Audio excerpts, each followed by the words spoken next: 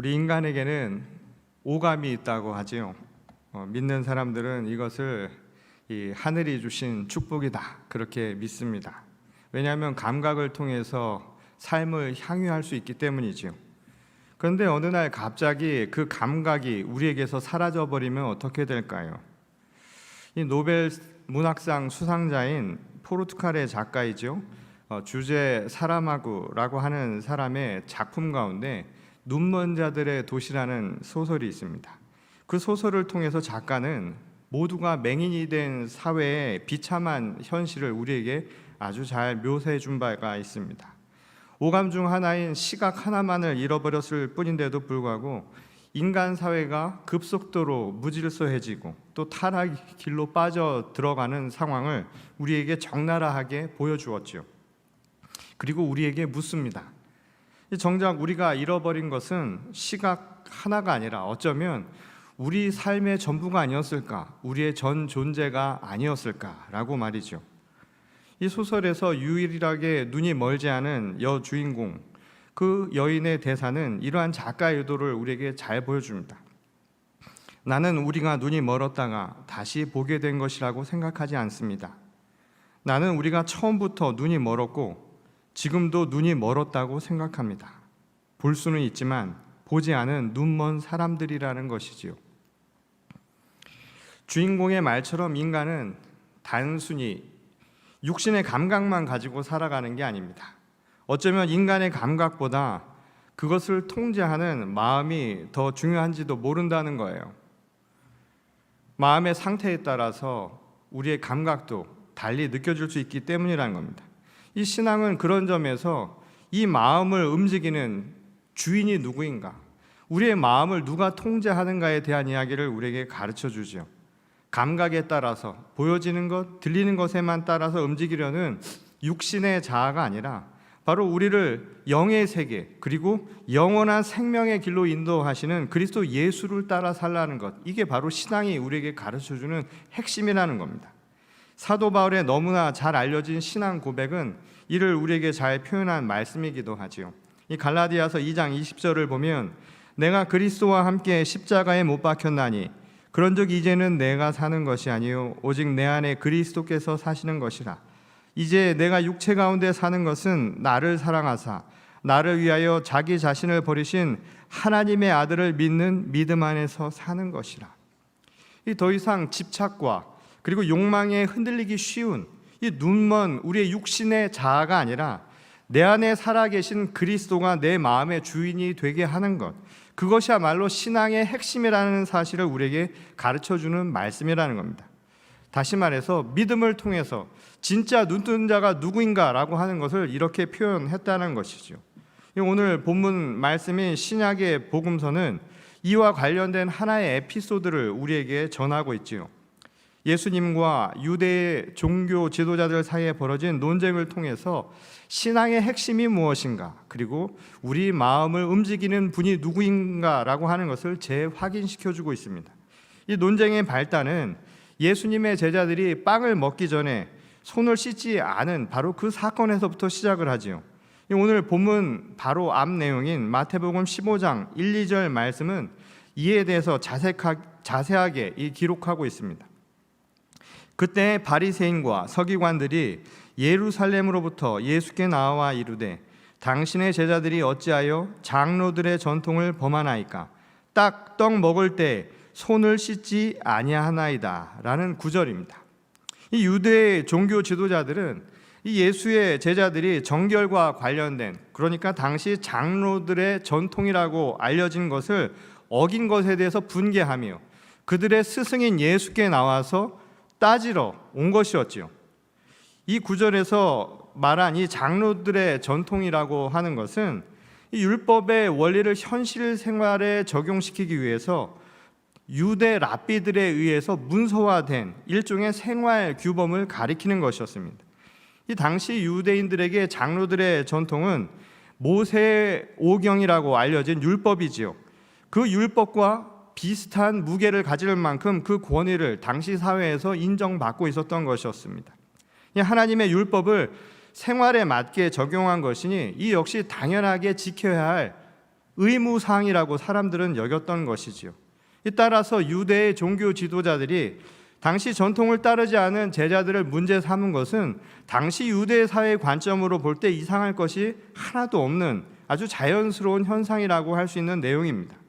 하지만 예수께서는 이 장로들의 전통과 하나님의 계명은 분명하게 구별되어야 할 것이다, 그렇게 보셨지요.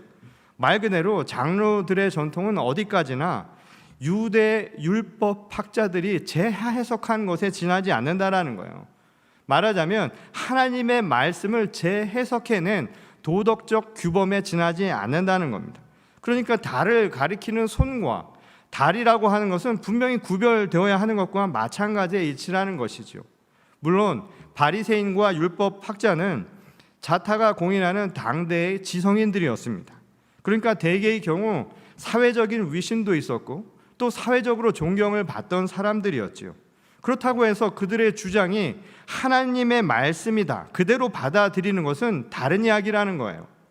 옳고 그름의 문제 때문이 아니라 그것이 출발한 선후의 문제, 뿌리가 되는 말씀의 진위 때문에 그렇다라는 겁니다. 물론 종교적 전통에 따라서 식전에 손을 씻는 행위는 나름대로 합리적인 면이 있지요. 위생적인 문제도 그렇고 또 먹는 것 하나에도 종교적 의미를 부여한다는 것은 사실상 충분히 납득할 만한 또 의미 있는 전통이라고 할 수 있는 부분입니다. 우리도 오늘날 식전 기도를 하지 않습니까? 식전 기도를 통해서 쌀 한 톨 하나에도 하나님의 은총을 우리가 발견하려고 하는 것이고 그것을 통해서 주신 하나님의 은혜에 감사하는 마음을 전하는 것이니까 그만큼 중요하고 아름다운 신앙 훈련이라고 볼 수 있는 것이죠. 무엇보다 전통이라고 하는 것은 한순간 생겨난 것이 아니라 오랜 세월을 통해서 함께하는 공동체의 합의를 거쳐서 만들어진 것입니다. 그러니까 인정된 것이라고 우리도 봐야 한다는 거예요. 그래서 아무 의미 없다라고 볼 수는 없다라는 것이죠. 그럼에도 불구하고 예수께서 손 씻는 전통을 강조하던 유대의 종교 지도자들을 오히려 나무라신 이유는 뭘까요? 그것은 식전에 손 씻는 행위 자체가 잘못되었기 때문이 아니라는 겁니다. 오히려 그것을 강제하려는, 사람들에게 강제하려는 그들의 태도, 그리고 그들의 의식 속에서 문제가 있다라는 것이었죠. 이것은 전통의 뿌리가 어디에서 나왔는가를 생각해 보면 아주 알 수 있는 대목입니다. 율법의 전통이라고 하는 것도 결국은 하나님의 말씀에서 나온 것이죠. 곧 하나님의 말씀이 뿌리고 전통이라고 하는 것은 거기서 나온 가지에 지나지 않는다는 겁니다. 그럼에도 불구하고 당시 유대 종교 지도자들은 손 씻는 일처럼 명문화된 일종의 규칙 하나하나를 절대화시켜 버렸다라는 거예요. 그러니까 이거를 지키지 않으면 죄인으로 삼거나 또는 사람 취급도 해주지 않았다는 것이죠. 어떤 의미에서 절대적인 하나님의 말씀보다 더 우선되는 것처럼 그렇게 만들어 버렸다라는 거예요. 오늘 본문 바로 앞인 8절에서 이 백성이 입술로는 나를 공경하되 마음은 내게서 멀도다 라고 예수께서 한탄하신 이유이기도 하다는 겁니다.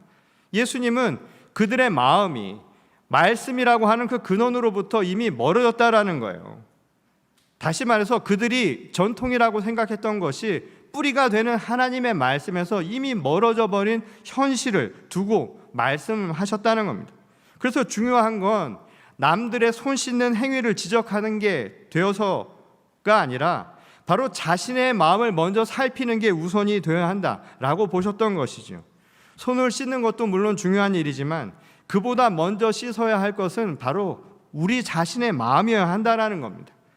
이 보여지는 것에는 유독 신경을 쓰면서 이 마음은 위선으로 오히려 가득 차 있었던 당시 유대의 종교 지도자들을 아주 신랄하게 비판하셨던 것이죠.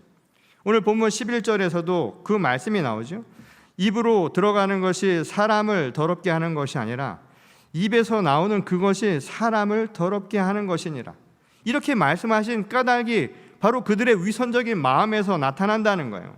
이 정결 의식을 유난히 강조하던 유대의 전통이 얼마나 형식적이고 얼마나 위선적인 모습으로 변해 있는가. 그러니 그 마음을 먼저 되돌아보라고 예수께서는 말씀하셨던 겁니다. 우리는 복음서의 여러 곳에서 이처럼 유대 종교 지도자들을 향해서 신랄하게 비판을 쏟아내신 예수님의 말씀을 확인하게 되죠. 이 말로는 거룩함을 이야기하지만 정작 삶은 그렇지 못한, 언행이 불일치하는 그들의 위선을 지적하신 말씀들을 자주 볼 수 있다는 겁니다. 사실 거룩이라는 말 자체도 그렇죠. 거룩이라는 말 안에는 구별된다라는 의미가 담겨져 있습니다. 우리가 성별된다라는 말로도 사용을 하지요. 그러니까 다른 것들과 구별된 게 바로 거룩의 특징이라는 거예요. 근데 문제는 예수님이 말씀하시고 예수님이 가르쳐 주신 거룩이라고 하는 개념과 유대 종교 지도자들이 말하고 보여주었던 거룩의 개념이 완전히 달랐다라는 거예요. 그것을 아주 잘 나타내 주는 말씀이 하나가 있죠. 마태복음 23장 3절과 7절 말씀을 보면 그들이 어떠했는가를 보여주는 대목이 나옵니다. 그러므로 무엇이든지 그들이 말하는 바는 행하고 지키되 그들이 하는 행위는 본받지 말라. 그들은 말만 하고 행하지 아니하며 또 무거운 짐을 묶어 사람의 어깨에 지우되 자기는 이것을 한 손가락으로도 움직이려 하지 아니하며 그들의 모든 행위를 사람에게 보이고자 하나니 곧 그 경문띠를 넓게 하며 옷수를 길게 하고 잔치의 윗자리와 회당의 높은 자리와 시장에서 문안 받는 것과 사람에게 랍비라 칭함을 받는 것을 좋아하느니라. 이 예수께서 지금 유대 종교 지도자들의 모습을 아주 단적으로 표현해 준 거예요. 그러면서 무슨 얘기를 하냐면 그들의 행위와 그들이 말하는 바는 구별되어야 한다라고 이야기를 합니다. 그러니까 그 말은 뭐냐면 그들이 말하는 바, 곧 장로들의 전통이라고 하는 것조차도 무시하지는 말라는 거예요. 다 의미가 있는 거니까, 하나님의 말씀에서 나온 거니까 그 전통도 분명히 유효한 것은 사실이라는 거예요. 그러니까 지킬 것은 지키라는 거예요. 그러나 한 가지는 구별하라는 것이죠. 그게 뭐냐면 그들이 보여주었던 언행 불일치, 곧 위선적으로 행하는 모습과는 구별하라는 거예요.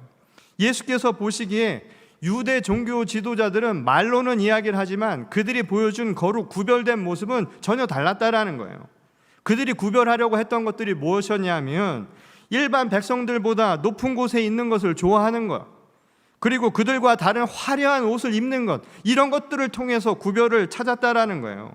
또 다른 사람들보다 더 귀하게 여김받는 것, 그래서 스스로를 거룩하다고 믿는 그런 착각에 빠져 있었다라는 것이죠. 그것은 불의하고 부정한 세상과 구별되라고 하신 예수님의 가르침과는 전혀 다른 모습이었다는 거예요. 그러니까 뿌리가 되어야 할 말씀에서 벗어나 버린 것이죠. 그런 장로들의 전통과 또 이를 지나치게 강조하고 정작 자기들은 지키지 않는 그런 유대의 율법주의가 바로 위선적으로 보일 수밖에 없었다는 것을 예수님은 그렇게 말씀하셨다는 겁니다. 이 사실 예수께서 말씀하신 이 부분은 오늘 우리 시대의 교회에도 그대로 적용이 가능하다는 게 이게 문제라는 거예요. 오늘 그 말씀 가운데 유대의 종교 지도자를 목회자로 한번 바꾸고요, 장로들의 전통을 교회의 관행으로 한번 바꿔보십시오. 참 신기하죠? 어색하다는 생각이 전혀 들지 않는다라는 겁니다. 그 이유가 뭐겠느냐는 거예요. 어쩌면 그것은 오늘 이 시대의 교회에도 예수께서 지적하신 위선이라는 게 여전히 나타나고 있다는 것을 보여준다는 것 아닐까요? 특별히 우리가 지금 팬데믹이라고 하는 아주 유사 이래의 초유의 사건을 지금 지내고 있지요. 어쩌면 이 시기는 잠시 멈춤이라고 하는 상태를 우리에게 가르쳐주고 있는지도 모릅니다. 그런데 이 시기가 우리에게 주신 주님의 경고가 될 수도 있고 또 축복이 될 수도 있다는 생각을 하게 됩니다. 만일 우리가 이 시간을 위선에서 벗어나세요, 지금까지 잘못된 전통 속에서 살았던 모습을 변화시키고 본질이라고 하는 것을 회복한다면 분명 이 전대미문의 코로나 팬데믹 시기는 우리 시대의 교회와 성도들을 축복하시기 위해 주신 하나님의 선물로 기억될 가능성이 아주 높다는 겁니다. 이것을 위해서, 그런 의미에서 우리에게 필요한 것은 다른 게 아니라는 거예요. 바로 신앙의 본질, 신앙의 핵심을 다시 회복하는 것이라는 점이죠. 중심이 제대로 잡혀 있어야 한다는 거예요. 중심이 잡혀 있지 않으면 흔들리기 마련이라는 것이죠. 오늘같이 불확실한 시대일수록 확실한 중심을 잡아야 한다는 겁니다. 신앙도 마찬가지라는 거예요. 진리에 비치신 하나님의 말씀에 우리가 신앙의 중심을 온전히 두지 않는다면 흔들리기 마련이라는 거예요. 풍랑을 만난 배와 다를 바 없다라는 것이죠. 예수 그리스도가 내 안에 살아있지 않으면, 예수 그리스도의 말씀이 내 안에 중심이 되지 않으면 아무 소용이 없다는 거예요. 어쩌면 눈에 보이는 것만을 쫓았던 우리 현대 교회에 던지는 경고의 메시지인지도 모른다는 것이죠. 보여지는 것만을 쫓았던 것이 아니라 지금은 오히려 우리 중심으로 돌아가라는 거예요. 가장 기본적인 것을 회복하는 것이죠. 자칫 어쩌면 우리 자신도 눈이 먼 영적 맹인과 같은 신세가 될 수도 있다는 경고의 메시지라는 겁니다. 오늘 본문 말씀에서 예수님이 이 전통과 또한 예수님 하나님의 말씀을 혼돈할 만큼 이 신앙의 중심을 잃어버린 이 당대의 사람들을 눈먼 맹인에 비유한 것과 마찬가지의 상황이란 것이죠. 그것은 율법 학자처럼 이 하나님의 말씀에 대해 뭘 좀 안다고 하는 사람들이나 그저 하라는 대로 쫓아가는 맹목적인 사람들도 매한가지라는 거예요. 보이지 않기는 똑같은 거라는 거예요. 어쩌면 우리는 똑같이 맹인의 상태일 수밖에 없지요. 왜냐하면 하나님의 말씀, 절대적인 하나님의 말씀 앞에 우리는 다 맹인과 같은 상태인 것은 당연하다는 거예요. 바울 사도의 고백처럼 그날에 가서야 얼굴과 얼굴을 마주한 것처럼 분명히 알지 모르지만 우리는 지금 거울을 보듯 희미한 상태로 알 수밖에 없는 존재라는 거예요. 그러니 누가 누구를 이끈다는 것 자체가, 인도하는 것 자체가 말이 안 될 수도 있다는 것이죠. 자칫 잘못하다가는 우리를 아주 엉뚱한 방향으로, 그래서 구렁텅이로 몰아넣을 수도 있는 상황이 벌어질 수 있다는 거예요. 그런데 오늘 예수께서 말씀하신 이 맹인이라고 하는 말에 이 헬라어 어원이 참 흥미롭죠. 이 투파오라고 하는 단어를 사용하고 있는데 이 말의 의미 가운데 이 한 가지가 뭐냐면, 굳이 비유하자면 우리말에 뜬구름 잡는다라는 말이 있지요. 말하자면 명확하지 않은 허황된 것을 좇는다라는 의미가 그 안에 담겨져 있다는 거예요. 이 또 다른 의미가 한 가지가 있는데 그게 뭐냐면 우쭐대는 겁니다. 우쭐대서 남에게 과시하는 것, 그게 투파오의 또 다른 의미 가운데 하나란 거예요. 그러니까 눈이 먼 맹인이라고 하는 것은 무엇을 두고 한 말이냐면 단순히 시각적으로 보이지 않는다라고 하는 것을 이야기하는 게 아니라 불확신한 것을 좇는 거예요. 그리고 자만에 빠져 있는 그 상태와 똑같은 거예요. 그러니까 예수께서 이 맹인의 비유를 통해서 비판하고자 하셨던 게 뭐냐면 확실하지도 않은 것을 가지고 마치 다 아는 것 마냥 우쭐대면서 사람들에게 뽐내려 했던 위선적인 당시 사람들을 두고 했던 말이라는 거예요. 이 신앙생활 조금 하고 조금 알아서 배웠다고 모든 것을 다 통달한 사람처럼 굴면서 이 다른 사람들을 억누르려 굴던 당시 유대 종교 지도자들을 강하게 비판하며 던지신 말씀이었다는 것을 알 수 있는 대목이라는 것이죠. 예수님은 그들을 향해서 맹인을 인도하는 자라고 그렇게 부르셨습니다. 이 사실 하나님의 뜻이 명확히 무엇인지는 우리는 잘 모르잖아요. 똑같은 맹인인데도 불구하고 마치 자신은 다 아는 것처럼 다른 이들을 인도하려고 하는, 그리고 강제하려고 하는 그들의 모습이 아주 위험천만해 보였기 때문이라는 거예요. 절대적인 하나님의 말씀 앞에서 인도하는 그들 역시도 맹인 중 하나일 뿐이라는 것이지요. 그러니까 인도자라고 해서 남과는 다르게 눈뜬 자가 되었다라는 것을 의미하는 게 결코 아니라는 겁니다.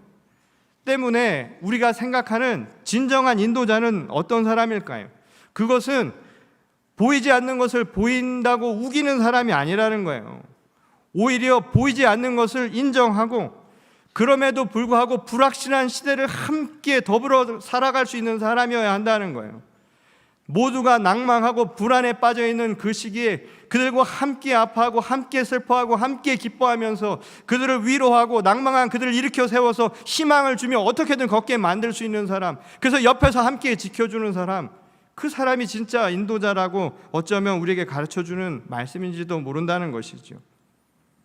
다시 말해서 맹인을 진정으로 인도할 수 있는 사람은 남보다 잘난 사람이 아니라는 거예요.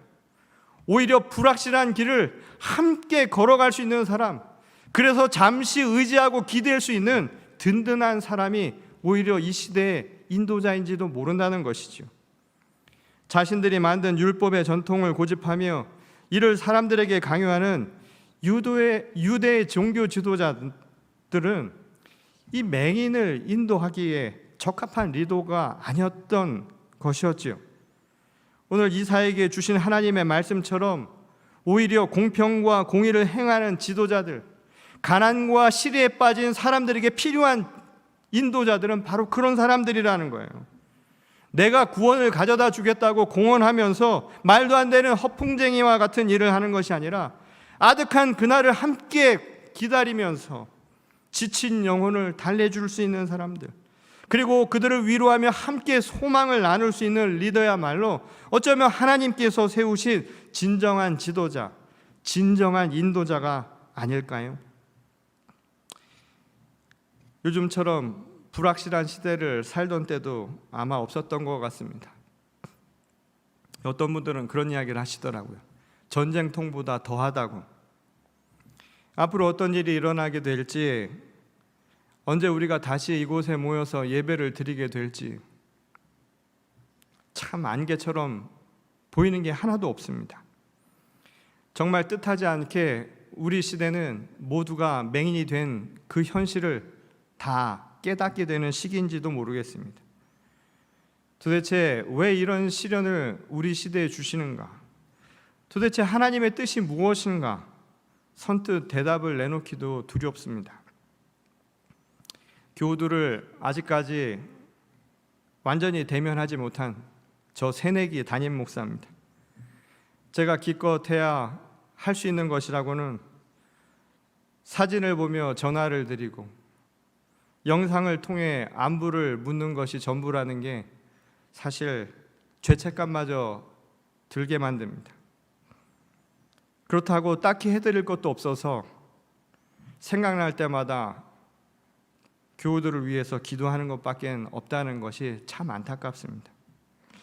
그런데 제가 지난주 몇 분의 교우들과 우연히 만날 기회가 있어서 그분들에게 이야기를 나누다 몇 가지 중요한 것을 깨닫는 기회가 되었습니다. 이 권사님 한 분이 저에게 이렇게 묻는 거였습니다. 목사님, 앞으로 이 코로나 바이러스 사태가 어떻게 될 것 같아요? 그렇게 물으셔서 저는 별 생각 없이 이렇게 대답했습니다. 아마 길어질 것 같습니다. 다들 조심해야 되니까 어쩔 수 없지요? 라고 제가 대답을 했습니다. 그러자 권사님이 저에게 이렇게 이야기를 하시는 거예요. 목사님, 그렇게 쉽게 말씀하지 마세요. 우리 같은 나이에 있는 사람한테 이 하루가 얼마나 소중한지 아세요?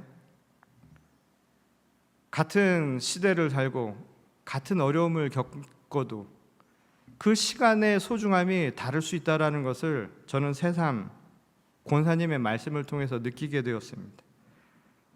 정말 이 시간이 어떤 사람에게는 얼마나 더 소중할 수 있는가. 특히 외부와 차단된 채로 몇 달째 지내고 계실 연로하신 어르신들을 생각하니 마음이 더욱 먹먹해져 왔습니다. 치매로 요양원에 머물고 계신 어머님과 몇 달을 만나지 못해서 아마 이젠 자신의 얼굴도 알아보지 못할 것이란 말씀을 하며 울먹이는 분을 볼 때는 제 마음도 같이 멍이 드는 것만 같았습니다. 요즘 시간이 날 때마다 교회 앞을 거니는데 유독 우리 교회 놀이터가 제 눈에 자주 들어오곤 합니다. 이 놀이터에는 어울리지 않은 적막함, 고요함 때문입니다. 정말 낯선 광경이지요. 평소 때 같으면 놀이터에서 아이들이 뛰어놀았을 것 같은데 지금 그 아이들은 어디서 뭘 하고 있을까요? 한참 뛰놀며 아이들과 유년 시기를 보내야 할 그 아이들이 지금쯤이면 새 학기가 시작되었다고 한참 분주할 텐데 이유도 알지 못하고 집에 갇혀서 머물러 있을 그 아이들의 시간, 그 소중한 시간을 생각하니 제 마음이 더더욱 무거워졌습니다. 언제 저 빈 그네 위에 한박 웃음을 지으며 아이들이 뛰놀 수 있을까? 그리고 이 비어있는 예배당에서 신명나게 함께 찬양을 부르며 아이들이 뛰노는 소리가 뒤범벅이 되어서 정말 기쁨의 시간을 보내는 날이 언제 다시 돌아올 수 있을까? 어쩌면 우리 모두는 불확실한 미래 앞에선 맹인과 같은 시기를 지금 지내고 있는지도 모릅니다. 하나님의 뜻을 그럼에도 불구하고 분명히 알 수 없다는 점에서 우리 모두는 영적으로 맹인의 상태입니다. 그런데 여러분, 시각이 없다고 다른 모든 감각까지 다 사라져버리는 것은 아닙니다. 볼 수 없다고 지금 사랑을 할 수 없는 것 아닙니다. 사랑을 느끼지 못하는 것은 아닙니다. 볼 수 없다고 소통 못하는 거 아닙니다. 듣지 못하고 말하지 못하는 거 아니에요. 볼 수 없다고 함께 나누지 못하는 것 아닙니다. 이 순간에도 함께 나누고 함께 먹을 수 있는 기쁨이 우리에겐 남아 있습니다.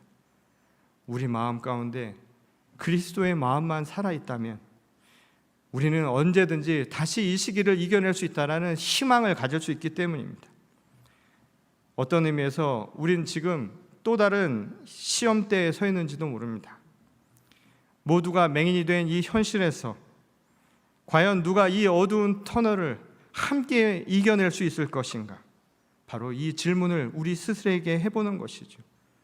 저는 바라기는 비록 우리는 앞을 보지 못하는 영적 맹인의 상태인지는 모르지만 예전처럼 나를 따르라고 하는 권위적인 교회의 모습을 벗어나서 오늘 이 시간 우리 서로가 함께 느끼고 함께 격려하고 함께 기대고 함께 의지할 수 있는 서로의 동반자가 될 수 있기를 원합니다. 그것이 어쩌면 정말 이 시대를 살아가는 우리들에게 주신 그리스도의 마음이 아닐까요?